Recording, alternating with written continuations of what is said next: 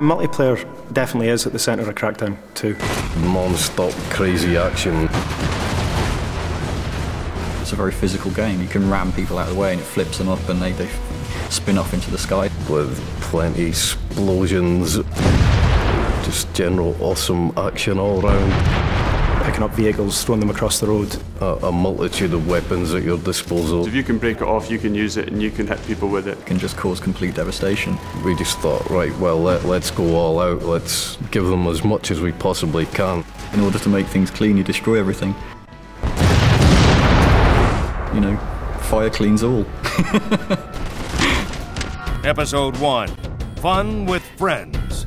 A lot of people love the fact that you can have this open world environment and mess around with your mates. We've doubled the amount of players for co-op. We've turned it up to 4-player co-op, 4 times the people, 4 times the fun basically. There's so many things to do in the city, it's pretty remarkable that we've managed to fit that in. We have to make all of those missions support 4 players. And not only that, we have to make sure that those missions are supported for 4 players playing 4 different missions scattered around the world of Pacific City. You've got all of the, as everybody knows, the orbs. It's about making sure that, you know, you have that group experience with orbs, like renegade orbs, where, you know, they actually make it pretty tricky for you to get hold of them and they run away from you. You know, one person can chase them and another person can figure out where they're going and kind of help out. Races, so you've got rooftop races, road races. You've got all the achievements in the game as well, and there are a bunch of stats that we track that also go on leaderboards. I'm getting excited, citizen. Must remain composed.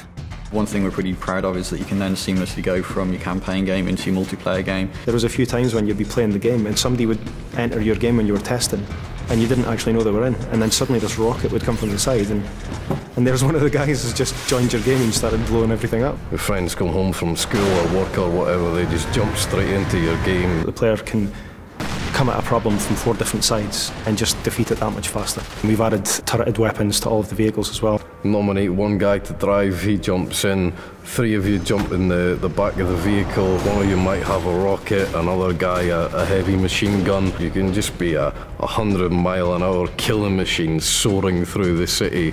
It's awesome. It's really down to the player to try and figure out tactics and strategies to use co-op gameplay. You can decide to ignore any direction you've been given and just mess around, do what you like. And we've added in the 16-player PvP. We support up to 16 people in the online game, and that's varying on different game types. At the moment we've got 3 different game modes: deathmatch, team deathmatch and rocket tag.